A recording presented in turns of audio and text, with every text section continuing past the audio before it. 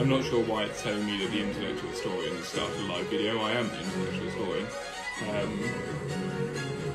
But nonetheless, here we are.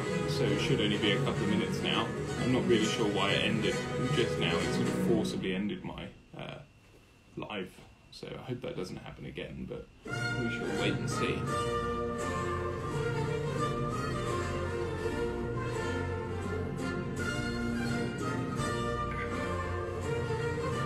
Couple of minutes.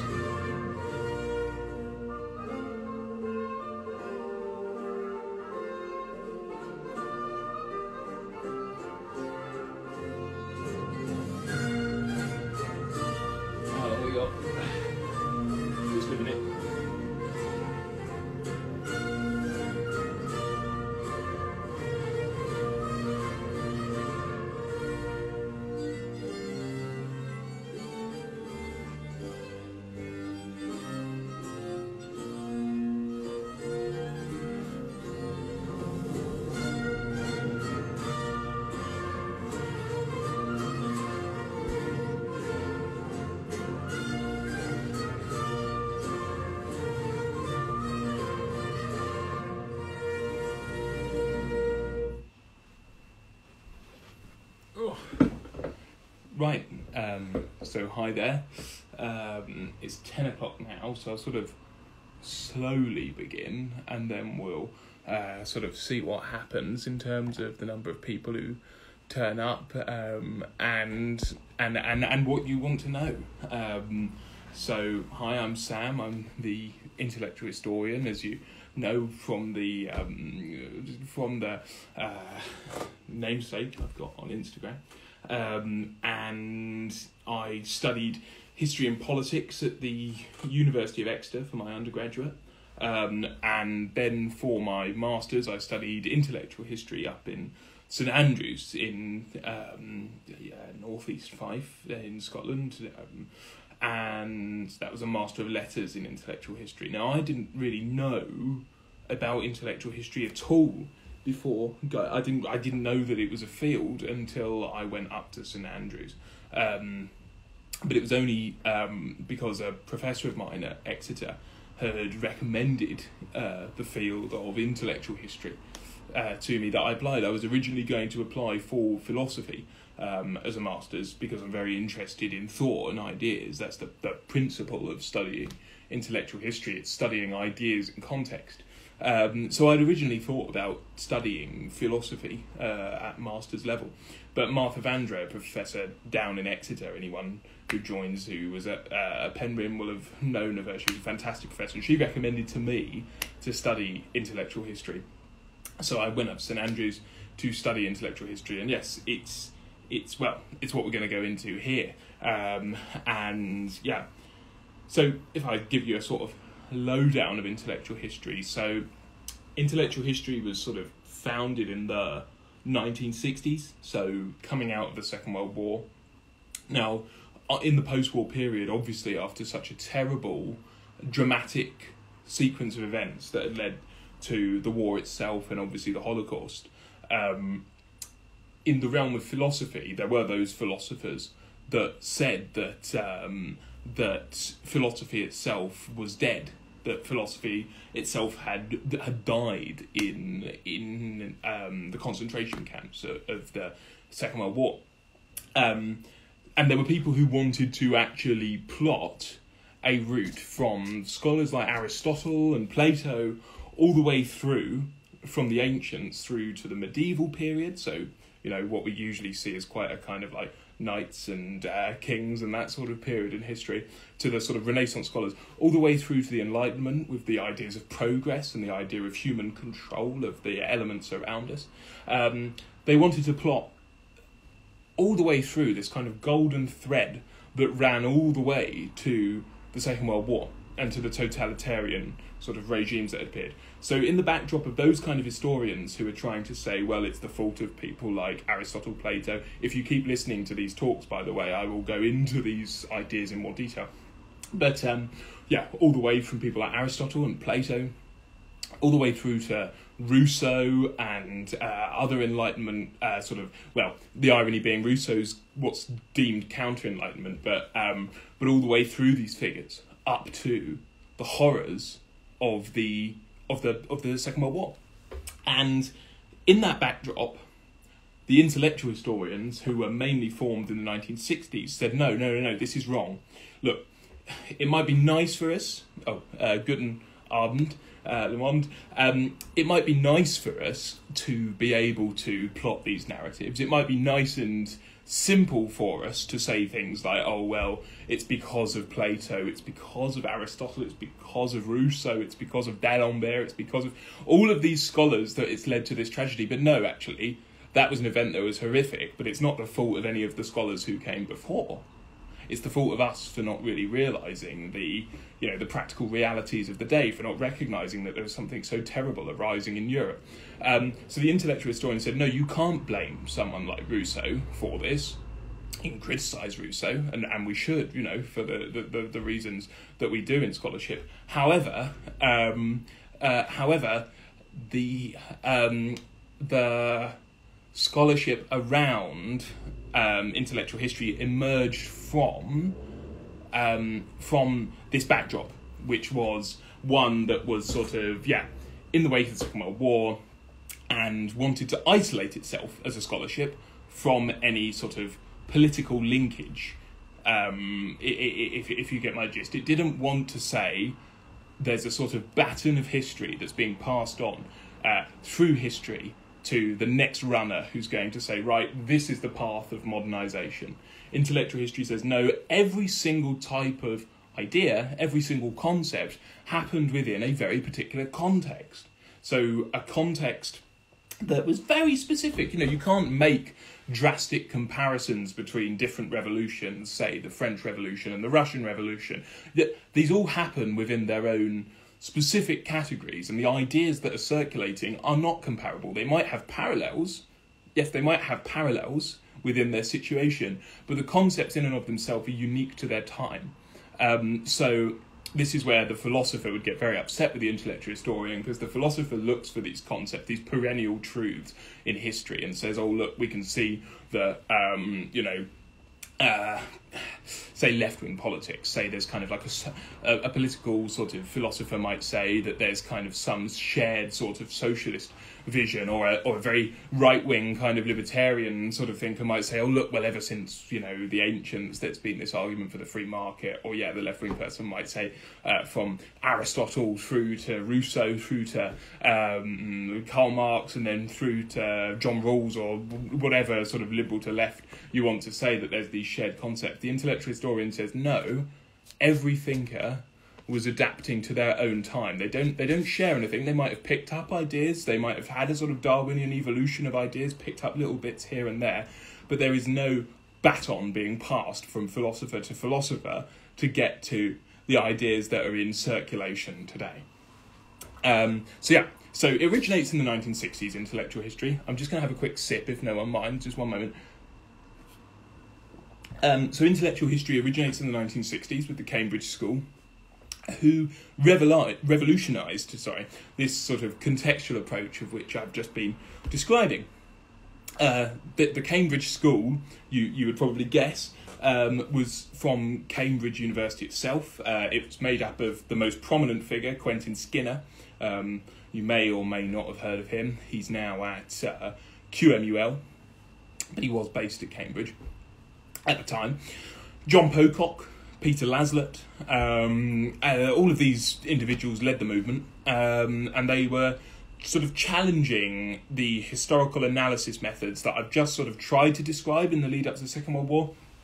But this was a much more sort of broad phenomenon. Sorry, it's getting a little bit hot.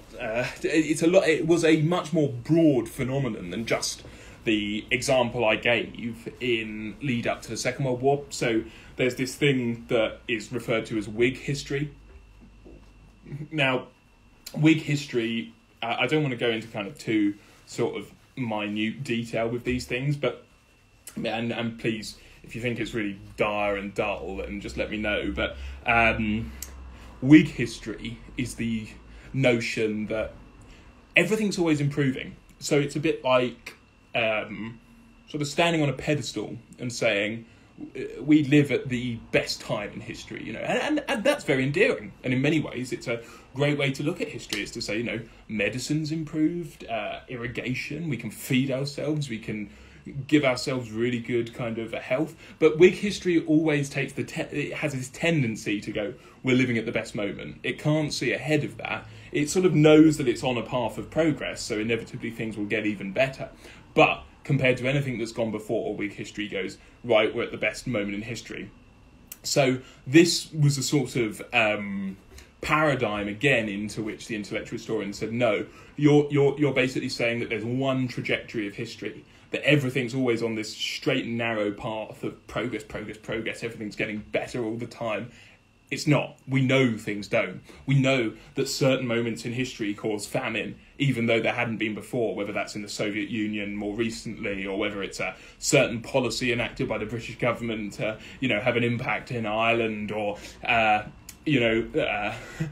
all of these moments we know weren't progressing history.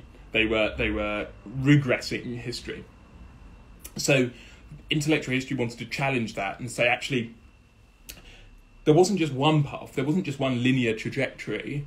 At every moment, history had many different options, and those many options still exist. You know, if you want to get a bit postmodern, but I'm not going to go into all that sort of too decadent sort of stuff too early on. But there are many options that history could take and could still take. You know, we need to appreciate the different options that there were, rather than saying, oh, history is just from one to the next.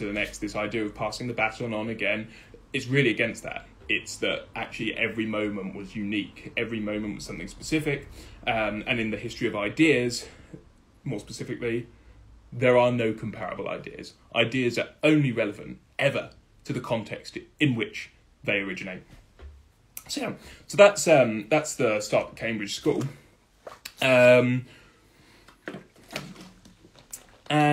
yeah, so as I've said, the Cambridge School emphasised understanding historical ideas within their temporal context, so within their sort of sphere of the time, avoiding presentism. And presentism is that exact notion. So if you've ever looked at sort of different historical perspectives, presentism is one that is often regarded. Now, this is where intellectual history can fall into what some people would see as the regressive sort of milieu of academia. And there are lots of people fighting back against that, and a lot of people today in intellectual history are really trying to kind of make it clear why we are worthy of being where we are. But there are some people who maybe use the argument of context to counter judging people. So say, you know, Rousseau was a sexist. You know, if we judge him by today's standards, we know he was. But Rousseau, in and of his own political thought, was odd in having the sexist opinions that he did. It doesn't really add up. So, you know, even within an intellectual historical methodology, we can see that his ideas were a bit strange. But there would be some other intellectual historians, other than myself, as I like to regard myself as quite a progressive person, and there would be other people who would say, no, you can never judge a historical figure by any sort of present standards. Now, what, of course, they're forgetting, which is just completely, this is why I think it's complete sort of twaddle, if I'm being a little bit sort of risque with my language. We're always judging people by today's standards, simply because, in a very Derridean sense, we're bricoleurs. We pick up language as we know it. We pick up our social mores, our social manners, from what we learn. We don't have any choice but to do that. So of course we're going to judge by our own standards. However, I think what intellectual history seeks to do, at its best, is to try and understand a thinker in their context without making political judgments too harshly, and work out the context to then work out the actual scenario, because actually the scenario itself, once you've worked out the broader context of an idea, and this is why if you've been watching me for a little while I've been doing these quotes in context, because actually even just extrapolating a little bit from the minutiae of, say, a quote or an idea to a context, to a true understanding of why that quote or that idea came about from the crucible of its time, actually gives you so much more richness to kind of compare to. So, take one like, what was one I've done recently? Discipline leads, freedom only comes through discipline. That sounds a little bit kind of authoritarian. But actually the idea that Aristotle was arguing in that passage, which is truncated, but we'll use it anyway. In that passage, he's not saying freedom comes through discipline. You need to subdue yourself to an authoritarian system. He was saying you need to meet your obligations. He'd been tutoring Philip, Philip II's son, who would be Alexander the Great, and he knew that his obligation, if he wanted to see his town, Stagira, restored, he knew his obligation was to work hard and fulfill his obligation. It wasn't that you need to have sort of some kind of horrible sort of either authoritarian system, or you could imagine some sort of libertarian capitalist taking this argument and saying, it means you need to slave away every day and never enjoy yourself. It's no, you just have to meet your obligation. So the point I'm making here, really, really, really sort of elongated, is that the quote itself doesn't really give you very much unless you understand the context. And this is the same with any idea, where it's originated from. It's even the same with words. Semantics in intellectual history are really important.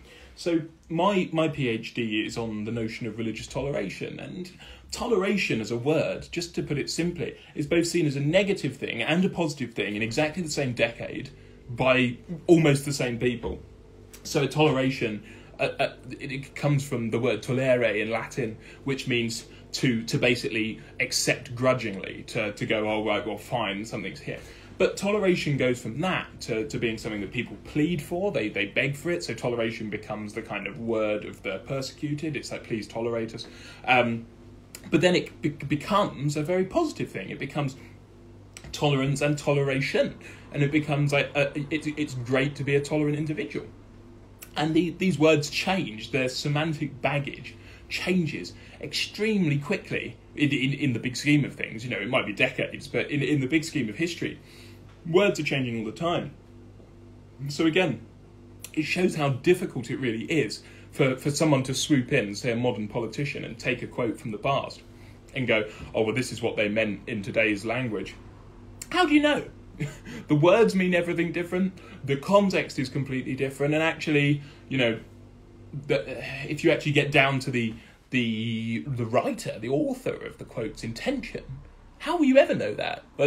There's a whole other element of intellectual history that's really difficult to ever grasp, which is what is the author's intention and what was their intended meaning. So their meaning, we can only gather so much by what we think an author meant, by gathering the context, and therefore kind of basing what we think a passage meant off of the context of the time. But actually we'll never really get into the actual psychology, the inside the mind of a thinker. So how do we do that? I mean, unless we sort of measure their life throughout, which some intellectual historians have done fantastically. I mean, if any of my course mates have joined, which I don't think they have, but they would, I used to bang on about Dominic Le Capra. Where is his book? Hang on. I used to bang on about Dominic Le Capra, rethinking intellectual history. And he has this amazing kind of idea of not only studying the idea in context, but studying the life of the thinker in context. So placing how they acted politically or how they acted with other people. And therefore trying to make a kind of almost psychological image of how the person was, and therefore what they might have meant even within the context, so we can get even closer to what we actually think they might have meant by writing through discipline comes freedom, or in the Aristotelian way. I'm probably babbling on, and you're probably all sort of like, Christ, why am I here? But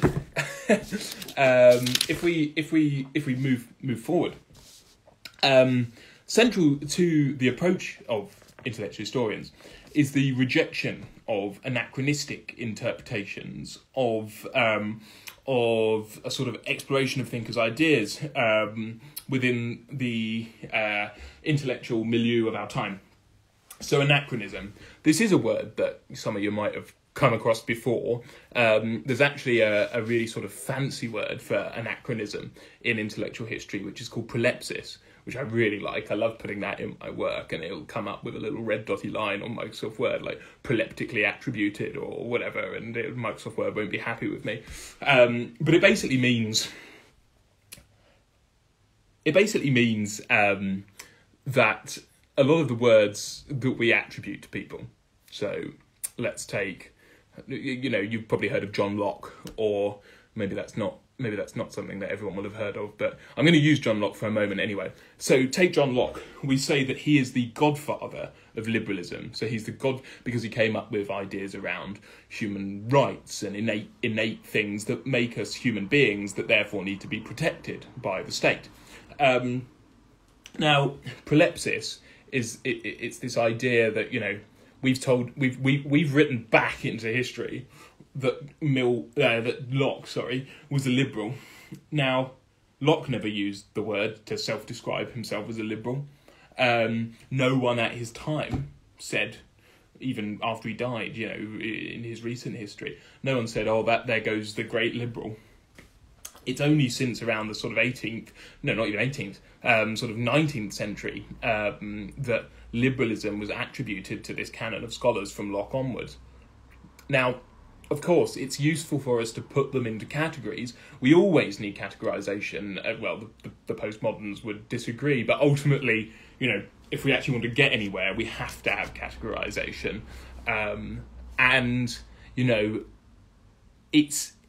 It's one of these things where he never described himself as a liberal, and no one around him at the time described himself as a liberal. So it's simply our own messaging that has been retrospectively attributed to these thinkers. So we're adding a whole lot of baggage to these thinkers without it meaning anything at all. So as soon as I say to you now, John Locke was a liberal, or I say John Locke, and he's just status quo known as a liberal, it means that everyone suddenly thinks, oh, well, he must have believed in X, Y, and Z. He must have believed in progressive views of democracy, or he must have believed, or he must have believed in, enshrining human rights to make sure that no one's ever violated, or he must have believed in equality amongst men and women. And of course, these things actually weren't true. He didn't believe in these things. He believed in the protection of property. He believed in the protection of your own internal freedom. So in terms of internal expression, you should be able to, believe. No magistrate should be able to control your mind and tell you what to think. But in terms of the things that we actually understand liberal to mean today, he didn't believe at all, and we'd probably think it was vile. Some of us on the progressive side of politics, for example, would think that if we met him, his views of liberalism or his liberal attitude was vile. So, the point is that actually using the term liberal, whilst it's good to kind of set a general framework, isn't useful. And I used to get criticised massively because I did something even worse, which was I used to, maybe to sort of get out of this criticism, but actually made it even worse for myself, was I used to use the word proto in front of everything. So I'd put that someone was proto-liberal or proto-enlightenment or proto-this, because then I wasn't actually saying that they were. But then that made it even worse, because then I was saying, oh, well, that I was basically admitting that this was a complete nonsense. Like, if you put proto in front of something, you're just saying, well, none of these categorizations actually mean anything. They don't even have any temporal significance, because you're just saying that anyone can be part of them. So, yeah. It's one of these things, but it's really interesting because obviously we come at these kind of thinkers and ideas, and we come at them through a sort of lens of how do they relate to today, which is fantastic. It's really, really brilliant to to study thinkers and see how we can use their ideas today. I mean, it's the reason I first got interested in political theorists. And there's James, who I used to study history with, and I really am an intellectual historian. Thank you, James. James was studying history with me at school. So it's one of the reasons why I got interested in history in the first place.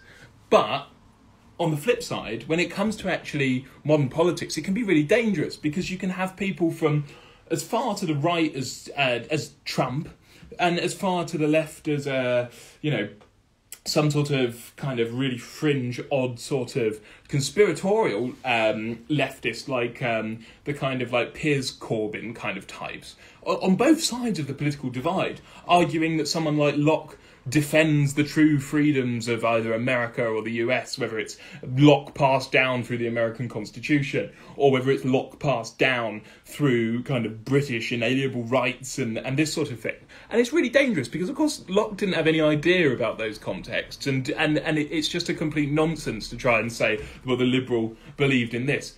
It's not true. And intellectual history says, right, you can draw parallels, but you can't ever ground a justification for a modern political scenario in a thinker. So that's one core aspect. So moving forward, there's also another important part about intellectual history in and of itself from the Cambridge School. One moment. And that is the idea of the hierarchy of important texts. Now, this is probably going to sound about the most driest thing, if it hasn't already got to its most dry already. But when we study anything, I'm sure if James is here, then we've got some sort of engineers and physicists in the room, all the way through to kind of English scholars and that sort of thing. Obviously, we study the most important elements of someone's canon. So we'll study the Principia if it's sort of Newton, or we'll study the essays on government if it's Locke, or we'll study on liberty if it's Mill, or we'll study the social contract if it's Rousseau. Intellectual history says the writer never intended any of these books to be above or below another. If it's a literature, if it's within the realm of literature, someone might have known that a book was better or worse in their own mind, simply on their own basis. But in terms of the actual contribution to thought, it's a completely retrospective act that has led to On Liberty, or Macbeth, or the Principia in Newton's, or The Origins of the Species, to become their quintessential work. Now, obviously, there is a reason why they have, because it's contributed to the most to what we've used the knowledge for. However, there is supplementary work that is equally useful and actually has equally contributed, but we sort of ignore it, perhaps. We sort of pass over it into understanding what these key figures in history have contributed to. So intellectual history desperately tries to get away from the concept of mountains of thought, and wants to also explore the foothills and the rolling hills and the pastures and all other kind of metaphors that you could want. But these ideas of mountains of texts within thinkers' canons, intellectual history desperately wants to get away from, and not shoehorn in, but actually supplement those main texts with contributive texts that maybe are underdeveloped or under-researched. And obviously that's the point of PhD students like me swarming around reading odd bits of literature. Oh dear, I don't know what that was. That's the purpose of us doing that. But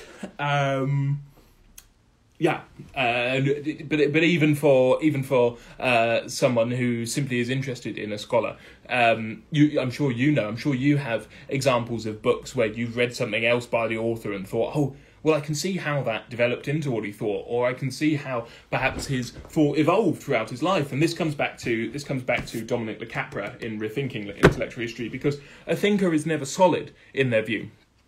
And one of the terrible things about the way we read history is we like to fix these sort of monolithic categories, which sort of truncate a thinker into a very sort of short a short paradigm or a short sort of brief kind of glimpse of what they were. Whereas if you read the scholar throughout their life, again, you get a much more interesting perspective. You know, I was reading Le Capra's preface to Sartre, and it was one of the highest grades I got in St Andrews. Not to brag about that, right? But I read preface to Sartre, and it was really interesting because traditionally Sartre is seen as he's got sort of three phases. He's got his existential phase when he's at university, and he's you know, addressing concepts of phenomenology. He's addressing the way we interact with the world, the way we understand the world. A very philosophical phenomenologist, Sartre, 1920s, 30s. Then you've got the 40s, you've got the war, and you've got Sartre the socialist. Revolutionary, wants to stick it to the Nazis, obviously. But then after coming out of the war, he still believes that communist Soviet Union is better than capitalist West. But then he starts to realise, obviously, what's going on in the Soviet Union and sort of starts to back down from that. And particularly when other scholars like Derrida and are getting arrested in this behind the Iron Curtain because they're visiting there thinking that it's a socialist utopia. He sort of thinks, oh shit, right.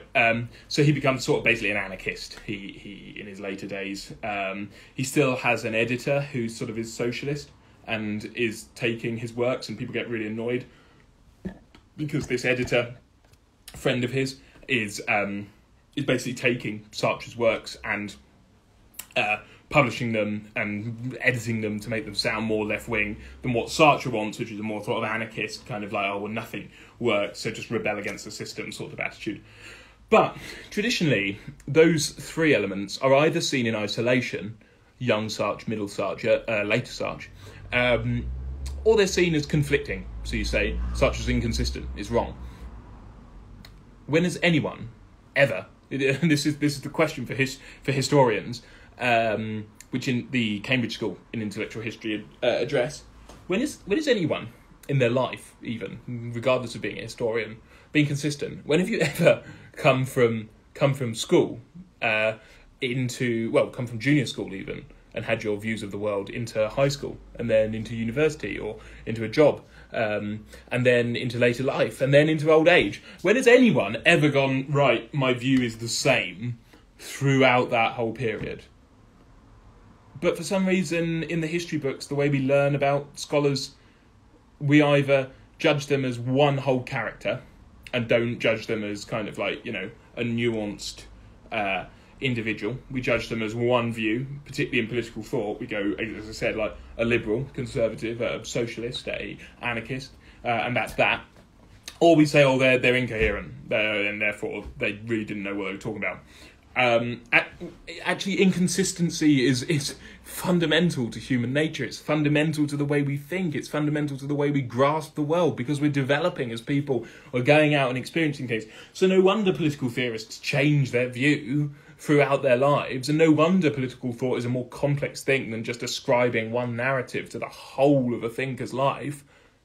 Because they're learning things, they're interacting with people, they're incorporating new ideas, and that's the richness of studying, not just political thought or intellectual history, but that's the richness of studying any form of scholarship. That's the richness of studying any form of scholarship, because these people are more interesting than just one book. They're more interesting than just one idea. They're a captivating individual. So intellectual history says, no, actually, you want to appreciate a scholar throughout their whole life, and then bring together those different elements of their life and mesh them and say, right, okay, this is a much more complex tapestry of an individual we have here. So that's the other contribution. That's the long way round of the Cambridge School. And what I'd like to turn to next, I'll just have a quick drink. One moment. So now we've got postmodern, don't all suddenly disappear. Now we've got postmodern influences on intellectual history. So postmodernity, for those who don't know, was the sort of 1980s movement. People like Foucault, Derrida, Deleuze, Levi Strauss, not the jeans, but and others as well. I'm not going to name all of them because I've just run out of names in my head. But yeah, Foucault, Strauss, Derrida, and Deleuze. And they took what was happening in literary studies, in sort of critical literature, and wanted to apply it to the way we understood political thought. It's great, fantastic. Right, what did that mean? So they reshaped the intellectual discourse. The idea of postmodernity was to say there are too many fixed categories and they're not useful for really understanding the world. These fixed categories that we use to describe things in any field, in literature, politics, in international relations, in social studies, in art. Duchamp is the great example. Now I'm not going to go off on too much of a tangent, but take someone like Duchamp, the famous urinal art exhibit. Is this art? Traditionally, no. Of course it's not. It's a practical object. But the idea was to say that there aren't actually fixed categories. Art can be anything. These fixed categories only limit. They don't enable. They don't facilitate anything. They only limit our understanding of what something can be. So that idea was taken across into literary review and what literature could be, and then it was taken across into political thought, intellectual history. So we've now got the basis of what postmodernity is. Foucault. What can you say? Foucault explored power dynamics in all of his work. We've got Madness and Civilization, where he addresses the notion of sort of insanity and its relationship with society. We've got the Archaeology of Knowledge, where Foucault addresses the actual way that modern ideas have come to be, and that's actually quite relevant, obviously, for intellectual history. And then we've got the Birth of the Clinic, and the Birth of the Clinic is very interesting because it comes into a lot of... There's sort of two bits of Foucault, and the Birth of the Clinic comes into a criticism of what I was describing earlier, if any of you are still here from that, which was Whiggish history, the idea that things are getting better all the time, to quote the Beatles. And Whiggish history was this idea of progress, and Foucault inverted that and said no, actually it's controlling, it's dominating, it's making sure that there's no freedom, there's no space for discord, there's no space for dissonance, there's only space for one answer, and that is the pill, that is the medicine, that is, this very politicised vision of what had happened since the invention of medicine, essentially. So therefore, since the Enlightenment, when medicine was becoming a thing. In the Archaeology of Knowledge, Foucault more explores sort of like ideas and how ruins of those ideas remain today. So say you've got something like Christianity, and Christianity died off, the Enlightenment happened, Christianity was still there, but eventually the actual sort of performative element of faith died away. So all that was left was a kind of shell of an ethical code of Christianity that was living through a more secularised Enlightenment politics. So the Archaeology of Knowledge suggests that there is ruins there of Christianity. Not directly, but there are bits of an old idea that are left. So we've got that there. And then in Madness and Civilization, again, a bit like the Birth of the Clinic, it's about the siphoning off of the imperfect elements of society. It's about creating the correct and the incorrect. Very Enlightenment kind of ideas, but Foucault's inverting it and saying this actually wasn't to humanity's benefit. It was a way of the powerful, the new elite, out of the 18th century into the modern times, controlling society and controlling the path of history, to which Foucault famously says, which I had as a quote in my biography, which is naughty as an intellectual historian to have a quote out of context, I know, but, yes, Foucault could be mid-James, but Foucault said, break the chains of history. So the idea of, not letting that trajectory continue forward, but snapping those chains, getting out and creating your own path. And again, this is what intellectual history is about. there's no one path in history. There are multiple options at every moment, and those options are still there. There's still something that could be reverted, changed, rather than one inevitable history that is always on track and the baton being passed on. So turning to Leo Strauss's contribution to postmodern intellectual history, he focused on the exploration of classical texts, and he explored the tensions between ancient and modern thought.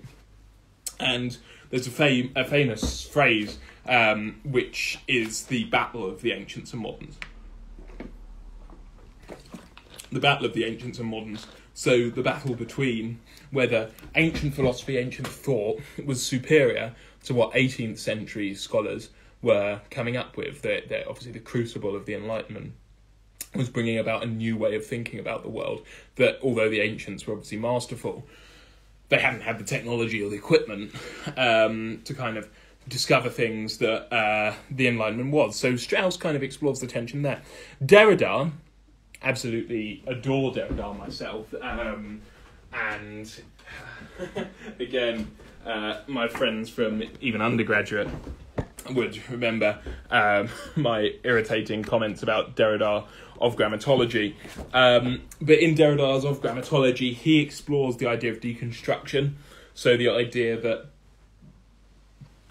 we have a concept. We have got to that concept because it's the sort of language that we know.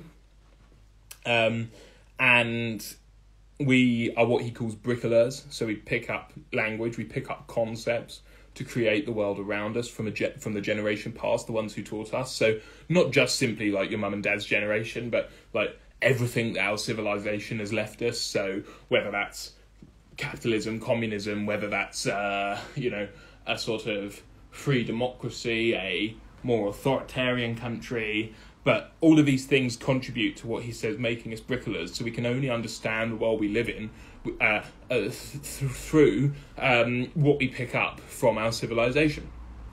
Which is why when there are cataclysmic events like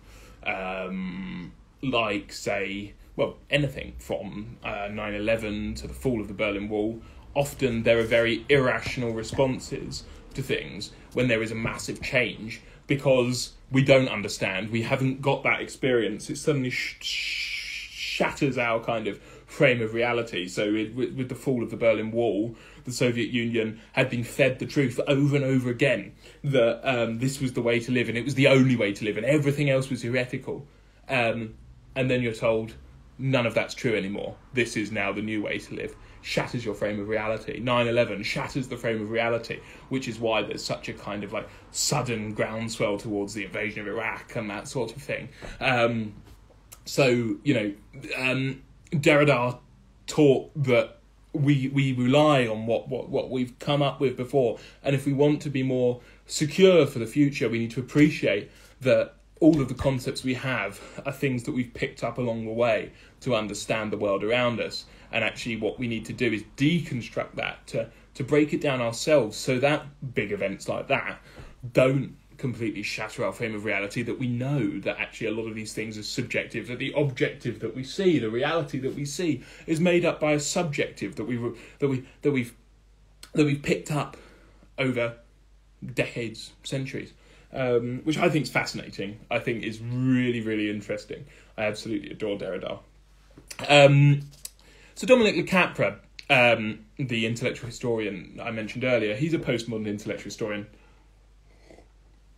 He's still alive, and he further expanded on these ideas of the postmoderns.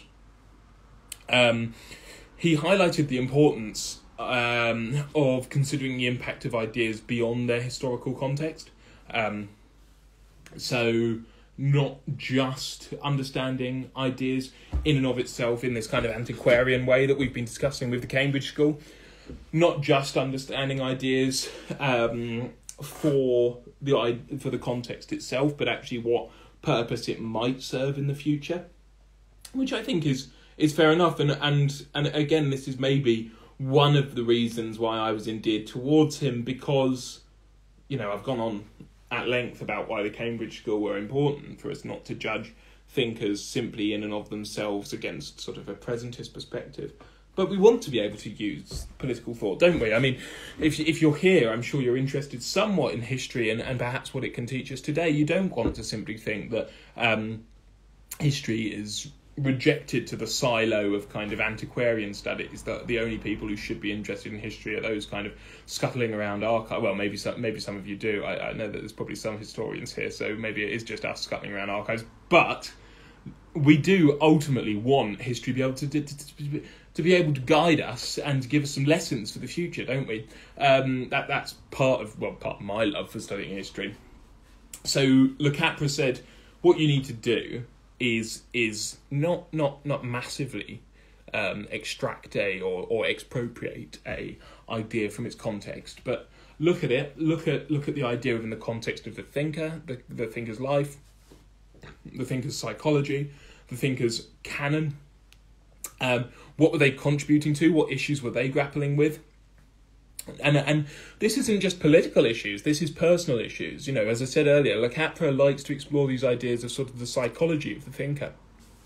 So it's about exploring them as a thinker in and of themselves, and why were they coming up with those ideas. And if you can see a parallel within the context of the thinker's life or the context of the time, then of course you can make a comparison to today. The simple thing about intellectual history is not to extract simple elements of thought and push them through right up until the modern day. It's to really try and understand a more nuanced perspective on thought. So that's why I really like Le Capra, because he does show us that these ideas can still be useful today. We just have to grasp them more sensibly and more specifically. So yeah, that's the postmodern influence. So then there's this question which is really interesting, because we had a very mixed class of students in St Andrews. There were only two home students, myself and a friend of mine, RJ. Well, all of my class were friends of mine. We were a very small class. But there were a mix of different worldviews in the class. We had some Americans, we had some Europeans, and it was a lovely sort of milieu of different individuals, which was fantastic. But there was a massive divide between, I'd say, a couple of us who believed that the way we read history and the way we I suppose how close you can get to historical truth was subjective. And I personally think, and this might sort of stun you for a little bit, so please don't sort of write to me really angrily telling me that I'm completely deranged, because there might be some sort of proper historians here who aren't silly intellectual historians who sit discussing ideas but actually study stuff in real life. But even if you're an archaeologist uncovering some sort of great ancient site, you're never going to get an actual objective view of what that site was used for, why, exactly what was its purpose, who was it designed by, who had discussions about its building, who utilised it, who was a guest there. You're never going to get an objective perspective of history. So actually, we have to accept that eternally, one of our perennial issues, one of our eternal issues as human beings, is that apart from what we receive, nothing's objective. We can put together subjective opinions and say, well, this is the closest to objective we will get. But that's a fundamental difference from there actually being an objective history that we can uncover. Now, there were a lot of people that I knew that wanted to argue that there was an objective history, that it was uncoverable by historians. And it might sound like a very sort of finicky discerning between two groups here, but there is something extremely important. Hi, James. There is something extremely important in between objectivity and subjectivity in history. Because if you're always searching after an objectivity, it suggests that you but perhaps have a sort of predicated view of how things should be. That maybe you're trying to defend something that you don't want to be questioned, maybe, that would make you perhaps feel a little bit insecure. And I think that's quite revealing of a lot of people who argue for the idea that there's an objective history, because often it is people who don't like to be told that perhaps things happen slightly differently, or perhaps their ancestors weren't as great as they would like them to think they were, or perhaps a nation wasn't as virtuous or as we'd like to think it was. These are just little sort of ruminating thoughts. But there is a fundamental difference there between someone who studies history with the belief that there's an objectivity at the end of it, and someone who believes that everything is subjective and therefore everything is to be scrutinised and, as I kept saying in the classes, kick the tyres of the way we understand history. Test to say kick the tyres to test the integrity of the vehicle, sort of thing. So that's the difference between subjective and objective history. I'm amazed that there's still a couple of people in here. I truly am, so thank you very much for clinging on. James has already gone. So scholars have grappled with the question of historical narratives, whether they can be truly objective or if they're inherently influenced by subjective interpretation. And someone who summarises this fantastically, who, if there are any historians here, may have heard of Karl Popper. Now, Popper is a fascinating character. He's not actually particularly liked within intellectual historical circles because he's part of the issue I raised earlier. However, my book is falling apart. There is some interesting bits in his intellectual autobiography, which I really like because it's an autobiography written as an intellectual text, as something that you can study for its political thought, ideas, concepts, etc. Even theories, products of our intellect, result from the criticism of myths, which are products of our imagination. They would not be possible without myths. This is why myths and fiction should not be excluded from the world. Now, I think that's a fascinating quote, because when we talk about myth, again, this is this sort of presentist thing. We talk about myth as if it's something of a bygone age. We talk about myth as like, Greek mythology or ancient mythology. But actually, as Popper raises there, myth is something that contributes to our everyday life. We rely on sort of aetiological understandings of the world. Aetiology being causation, why things happen as they do, just for simple human interaction. For us to be able to be sane and get by in life, we have to rely on assumptions of why things happen as they do, obviously based on some sort of fact, but therefore relying on a sort of myth of things happening for a certain reason. So we've got this idea of subjectivity and objectivity, and we've got some Popper interwoven there. Others, to Popper, however, acknowledge the role of preconceptions, paradigms, and even myths in shaping historical narratives. So there are other scholars who will, incorporate paradigms, paradigm shifts, and that maybe perhaps rather than myth, they'll use those sort of things. So the idea of a paradigm shift being something where there's a fundamental change in viewpoint. I'm not particularly keen on this concept of paradigm shift. I think is it Kuhn? Casper would know better than me. I think it's Kuhn who uses the term. But paradigm shift to me makes it sound like it's this very kind of like solid moment at which everything changed, that we went from non-modern to modern or something, as if it happened there and it was like, there's the paradigm shift, great, we're modern now. So to me that's a bit odd, but I can see why it's a useful thing to use in terms of describing why different people believe different things when they did, so don't get me wrong there. So moving forward, scholars also uncover objectively factual history through rigorous research and analysis. So we know that obviously there is some sense of getting an objective truth. We're not saying that there's kind of nothing real out there. The question is, however, in any field of study, how close can you get to objective truth? This is where intellectual history becomes very philosophical when you look at the kind of theory of intellectual history. It becomes very sort of like truth claims, that sort of thing. But interesting nonetheless, I'm sure. Well, if you're still here, then I'm hoping you're finding it interesting. And yeah, so that's sort of Popper's critique of sort of historical determinism, the idea that we will eventually find sort of objective truth out there. John Pocock, who I have here, lovely copy of John Pocock's text, Barbarism and Religion, really, really nice, Cambridge University Press.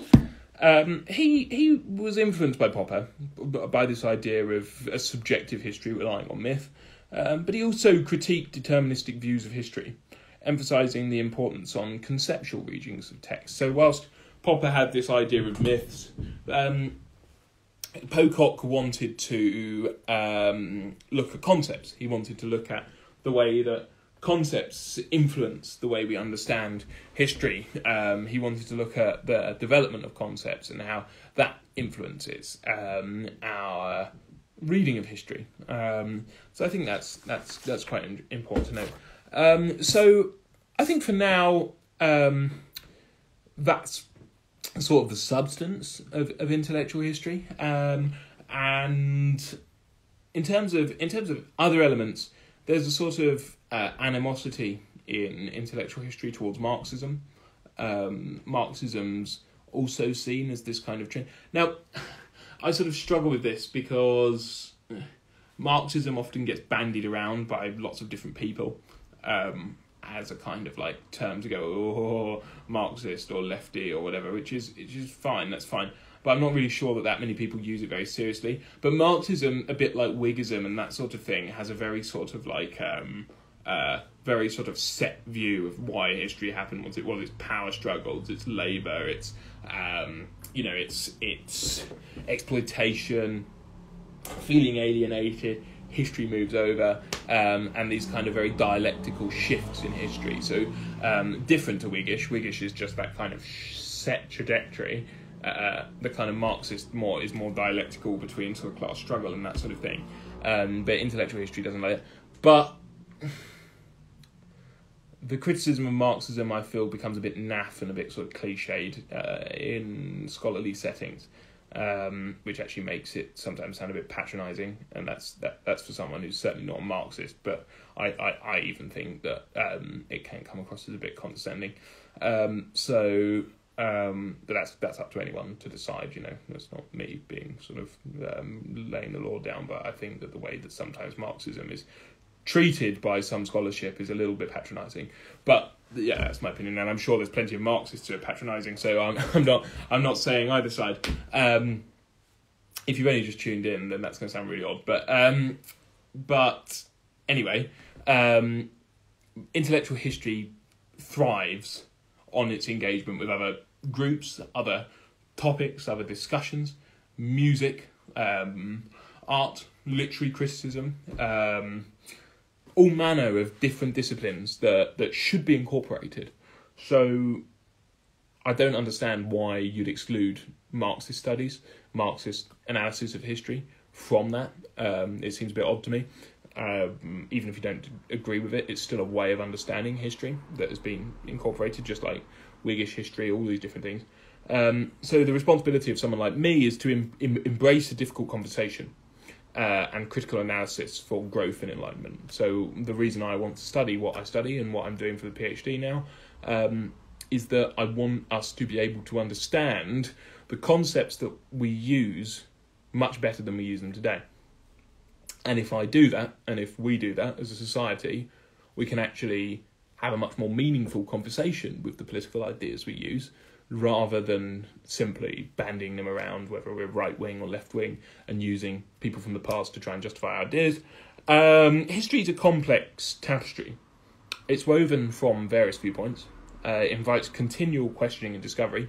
If anyone ever stands on a pedestal and says, "That's it, we know history," you have to think to yourself, well, what are they defending? What are they? And that's not me being crazily revolutionary here, but like why don't they want you to perhaps question the history any further? To me, that's odd. If it's so watertight, let someone question it.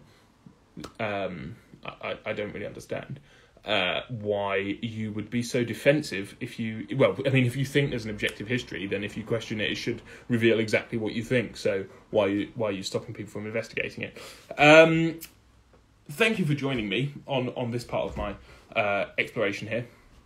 That's been my kind of summary. I'm not sure who's left, but if there's any questions that you'd like to ask me, then just pop them in the comments below, and I'll stick here for a few more minutes just to respond to anything if you've got anything. I do hope that you enjoyed that and it wasn't too overbearing and too dry. I'm probably going to try and mix it up when I do these live streams in the future, and probably maybe a little bit earlier, because this probably isn't the best time for people.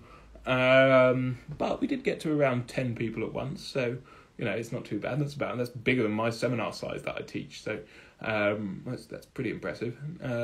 But yeah, does anyone have any questions or any comments or anything about what they've heard, or about what you'd like to hear next, or what you'd like me to post about, or why you're following me in the first place? What questions do you have for me? Or if there's nothing, obviously class dismissed, you can go. No assignments are being set. But if you have some questions for me, please pop them in the comment, or whatever you do, and I'll try and respond in the best way I can.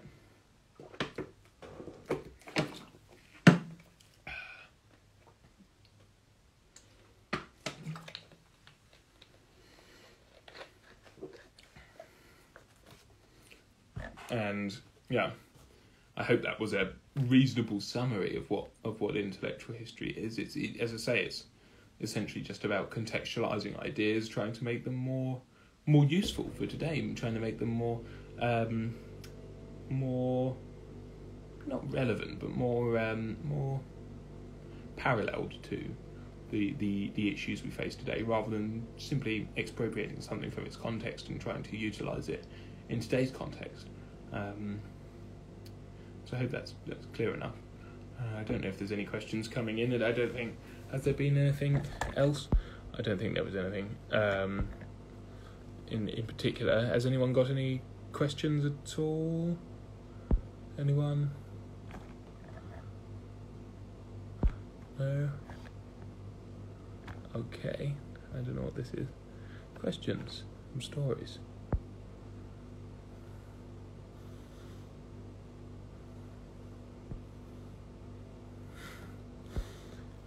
Doesn't look like there's anything. Well, if there aren't any questions, then I will let you go. Class dismissed. Thank you very much for joining me. I hope that was interesting for you, and look forward to seeing you on the next one. Fantastic. Thank you very much indeed. Night all.